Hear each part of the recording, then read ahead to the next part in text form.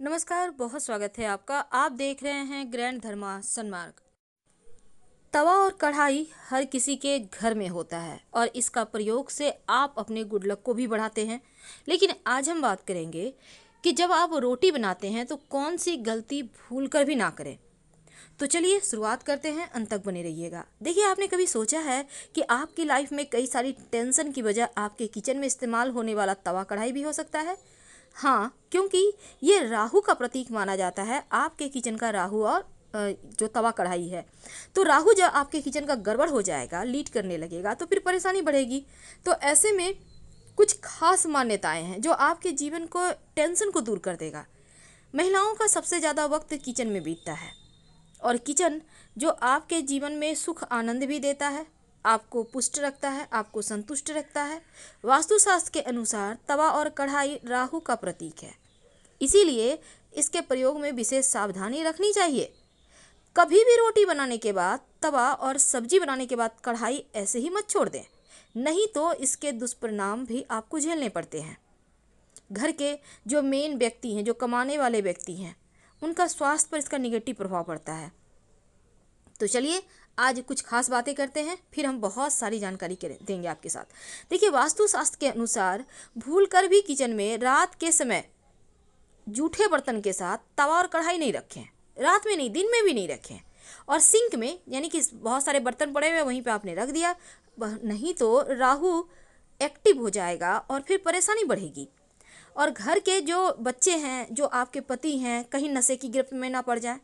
तो ऐसे में आप रात में कभी भी तवा और कढ़ाई बेसिन में ना रखें, बल्कि उसको साफ कर अच्छे से सुखा कर कहीं छिपा कर रखें। और गैस के ऊपर कभी भी तवा यूं ही रख कर मत छोड़ दें। और साथ ही जब भी पहली बार आप रोटियां बनानी शुरू करें, सुबह के समय या रात के समय, जब भी आप रोटी बनाते हैं, तवे पर एक चुटकी नमक डालकर फिर उसको कपड़े से पोंछकर हटा दें और उसके बाद रोटी बनाना शुरू करें तो अच्छा है।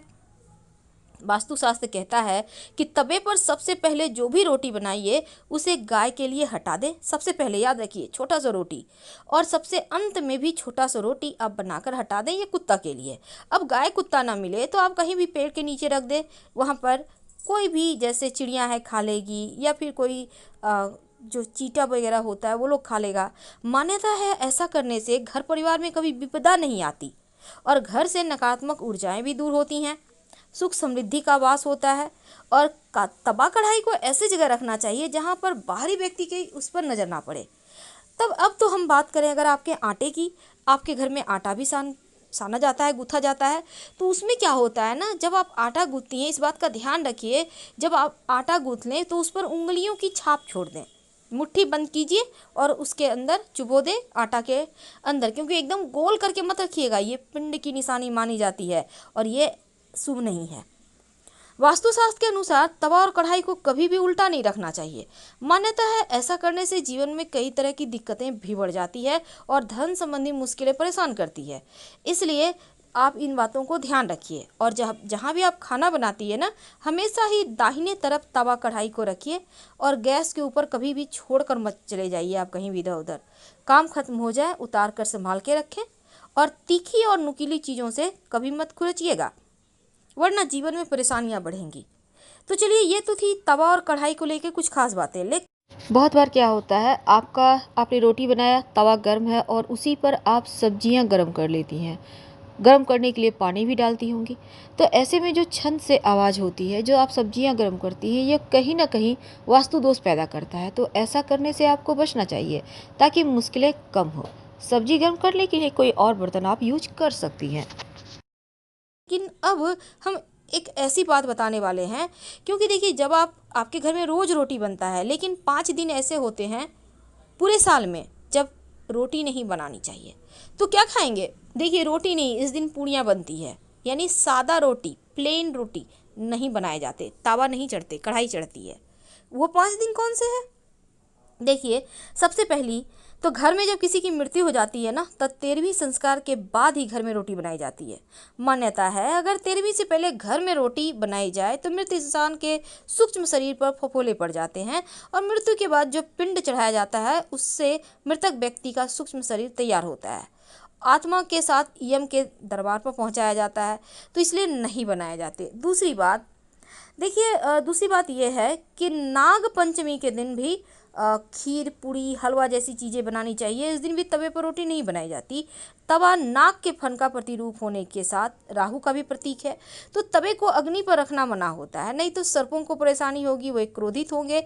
इसलिए किसी भी लोहे के बर्तन को तब अग्नि पर मत रखें, ना ही आप लोहे के बर्तन से बना हुआ खाना खाएं। अब तीसरी दिन है शीतलाष्टमी का दिन, तो माता शीतला की पूजा होती है। इस दिन बासी खाने का भोग लगाया जाता है, खाया भी जाता है। मान्यता है सच्चे मन से पूजा करें तो आरोग्यवान होने का आशीर्वाद मिलता है। और इस दिन रोटी नहीं बनती, बल्कि शीतलाष्टमी के रोटी बनाने से शीतला माता नाराज हो जाती है और स्किन परेशानी बढ़ जाती है। अब कोजागरी पूर्णिमा, जिसको हम शरद पूर्णिमा कहते हैं, इस दिन भी चंद्रमा 16 कलाओं से युक्त होता है और शास्त्रों के अनुसार इस तिथि को माता लक्ष्मी का जन्म हुआ था। इस दिन माँ लक्ष्मी का स्वागत किया जाता है, खीर पूड़ी बनाया जाता है और खाया जाता है भोग लगाकर। इस दिन रोटी नहीं बनाना चाहिए, माँ लक्ष्मी नाराज हो जाती हैं। अब एक और है, और वो है दीपावली। दीपावली के दिन को महानिशा की रात कहते हैं और इस दिन माँ लक्ष्मी को प्रसन्न करने के लिए तमाम तरह के प्रयोग करते हैं, पकवान बनाए जाते हैं। तो इस दिन भी तवा पे रोटी नहीं बनता, बल्कि आप इस दिन पूड़ियाँ तलिए, अच्छी अच्छी वैरायटीज़ बनाइए। पर कोई व्यक्ति बीमार हैं, अब आप नहीं खा रहे हैं, तब क्या करेंगे? तब तवे पर आप थोड़ा सा घी लगा दें और फिर रोटियां बनाना शुरू करें, तो फिर दोष हट जाता है। अब देखिए, घर में किसी को शीतला माता यानी कि चेचक हो गया है, तो उस दौरान भी रोटी नहीं बनती। विज्ञान में हालांकि इसको नहीं माना जाता है, क्योंकि ये तो एक चेचक है, बीमारी है, लेकिन हिंदू धर्म में शीतला माता का प्रकोप माना जाता है, इसलिए इन दिनों में भी रोटी नहीं बनाया जाता। कहा जाता है कि पीड़ित व्यक्ति के कष्ट बढ़ जाते हैं। ये तो सिंपल बातें हैं जो आम चीज़ है, लेकिन हर भारतीय घर में रोटी बनती ही है। तो कुछ दिन ऐसे हैं जब रोटी ना बनाए। अब जैसे दुर्गाष्टमी, इस दिन सब सादा रोटी नहीं बनाया जाता। इस दिन पराठे बनाइए, पूड़ियाँ बनाइए, तलिए, मज़े से खाइए, क्योंकि जितना अच्छा खाना आप दुर्गाष्टमी के दिन खाते हैं, उतना ही ज़्यादा अच्छा आपका भाग्य उदय होता है।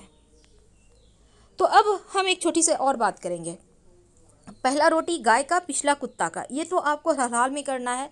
पर वो गलती है कौन सी ना करें? अभी तक हमने बहुत सारी जानकारियाँ दी। अब पहली बात, जब भी आप तवा को गैस पर चढ़ाते हैं, एक चुटकी नमक या उससे भी कम डालिए, पोंछ कर हटा दें, फिर रोटी बनाना शुरू करें। पहला पिछला तो निकालना है, लेकिन जब आप तवे को अंत में उतारते हैं तो पिछला रोटी को तवे पे रहने दें, फिर उतार के तवा को साइड में रख दें और तवे पे, गरम तवे पे पानी मत डालिए। इसके बाद जब आप रोटियां बनाती हैं तो आटा गूंथती होंगी, उसमें थोड़ा सा दूध जरूर डालिए, 1 चम्मच ही सही। ज़्यादा दूध है तो दूध से ही आटा सान लें, लेकिन 1 चम्मच ही सही, पर डालिएगा ज़रूर। क्योंकि इससे क्या होगा, जब वो आप रोटियों को सेकेंगी, बनाएंगे, तो इसका जो खुशबू आएगा वो पॉजिटिव एनर्जी को बढ़ाता है। और फिर जब पॉजिटिव एनर्जी घर में बढ़ेगा तो आप खुश रहेंगे, प्रसन्न रहेंगे। माँ लक्ष्मी वहीं रहती है जहाँ व्यक्ति मुस्कुराता है, जहाँ व्यक्ति आनंद के साथ रहता है, व्यक्ति खुश रहता है। तो इन छोटे छोटे बातों का ध्यान रखिए, फिर देखिए कैसे बरसती है माँ लक्ष्मी की कृपा। कई बार क्या होता है, चकला बेलन के बारे में हम नहीं जानते और ये चीज़ें कभी कभी धोखा दे देता है, क्योंकि चकला बेलन आपके लिए धन संपन्नता का योग भी बनाता है और घर परिवार के सदस्यों में भी प्रेम बढ़ाता है। वास्तु कहता है कि चकला बेलन जब भी आप खरीदें तो शुभ मुहूर्त में खरीदिए। अगर आप लकड़ी का चकला खरीदने जा रहे हैं तो इसे मंगलवार, शनिवार के दिन और पंचक में बिल्कुल भी ना खरीदें। बुधवार के दिन लकड़ी या पत्थर का चकला बेलन खरीदने के लिए अत्यंत ही अच्छा होता है। इससे खरीदारी करने से घर में सुख समृद्धि आती है। और वास्तु कहता है चकला बेलन से रोटी बनाते समय आवाज़ ना आए, ये सही होगा। अगर मान लेते हैं आपका अब टेढ़ा आ गया है, आवाज़ हो रहा है, तब आप कपड़ा एक रख दें, फिर उसके ऊपर चकला रख के आप रोटी बनाएं तो आवाज़ नहीं होगा, क्योंकि ये आवाज़ होना चकला बेलन में अच्छा नहीं होता, जीवन में प्रॉब्लम बढ़ाता है। और अगर दोस्त चकला बेलन में है तो बिना देर किए उसको बदलिए या फिर कपड़े को रख के आप बनाइए, ताकि आवाज़ ना हो और घर में शांति बने रहे। वास्तु कहता है कि रात में सोने के पहले चकला बेलन अच्छी तरह से धो कर रखना चाहिए। कुछ लोग क्या करते हैं, छोड़ देते हैं, 1-2 दिन के बाद साफ करते हैं। ऐसा बिल्कुल भी ना करें, क्योंकि रात में बहुत सारे कीड़े भी होते हैं जो चलते हैं, तो बीमारियों पर भी परेशानी होगी, इसलिए ध्यान रखें।